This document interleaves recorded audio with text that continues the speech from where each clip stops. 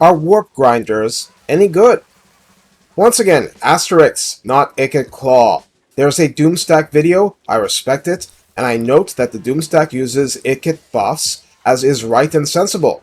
This is for general army use by any lord. Please like, subscribe, comment, and consider donating through my Ko-fi page. I need your warpstone! Warp grinders come from the Clan Eshin DLC, The Shadow and the Blade. On Ultra, this weapon team comes in at 24 models, with 3,936 hit points between them.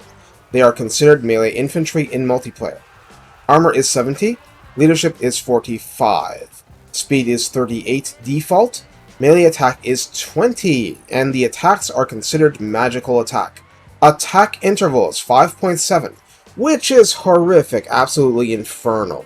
But unlike other Skaven infantry with a splash damage targets listing above 1, they have medium splash size, and damage a max of 4 targets, so this is a legit entry. Melee defense is 18, so put bluntly, they have some resilience, but anything strong is going to smack and break them in short order. Weapon strength is 96, divided between base damage 18 and armor piercing 78. That's quite high, so if they do manage to hit something, they hurt. Outside the Icket buffs, that's probably a special item or magic speaking. Charge bonus is 8, and mass is 600. Yeah, 600. It's harder to roll over them. Like all Skaven infantry, they have strength in numbers, giving a minus 10% speed debuff, plus 6 to leadership, and plus 8 to melee defense, while they are still fighting. This makes the unit somewhat competent in holding against targets that aren't armor-piercing. That's it. These are not high marks. Of their special attributes, one is Vanguard Deployment, and another is Wall Breaker, so they can directly attack major settlement walls. The active abilities are Seismic Snare, an area effect hard crowd control that requires a unit to be largely inside a 35-meter radius to be stuck for the duration, and the other is Warp Quake, a direct damage ability with the same radius. The game gives you a damage range, but it's the kind of damage that an individual model might resist, like Flock of Doom. So the utility of this ability, your main quote-unquote power with a Warp Grinder unit, depends entirely on your ability to snag multiple units within it. Also, speed is minus 25% to the enemy for the duration. The Warp Grinder unit using this is stuck in place. It cannot move until the abilities are done. You can combo it with Seismic Snare, but the snare is a shorter duration and comes back in 60 seconds, rather than 90 for the quick. And that's pretty much it. That's what Warp Grinders do. This comes from the same Tier 2 building Warpfire Throwers do, and is a little more expensive.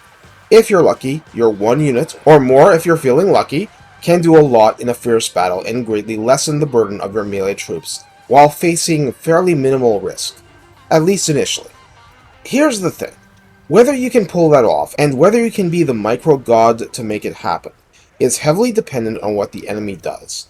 In other words, it's not useful in every situation, and even in situations where it is useful, obviously like breaking a cavalry charge and softening up a blob, you're rolling the dice as to whether you can pull it off.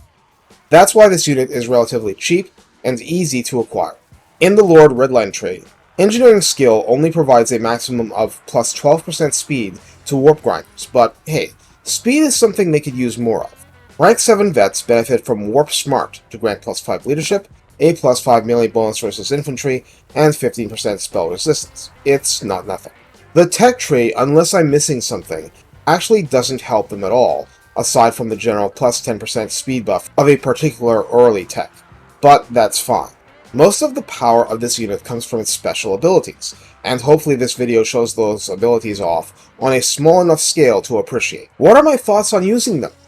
Their situation. I don't hate them. I just find them to be the sort of unit meant for sieges and much less useful with the ending of walled minor settlement battles. Sometimes a handful of them can turn entire battles around for you. You just need to understand this is a relatively cheap investment, and you coddle them somewhat, but not excessively. Sometimes the best move for your army is to sacrifice your weapon team to buy time and just inflict some damage. There's nothing wrong with that. And with a spell buffing one or two at the right time, they might even deliver some shocking melee results, being so heavily armor-piercing enough. Take care and have fun grinding away for XP. Each kill counts.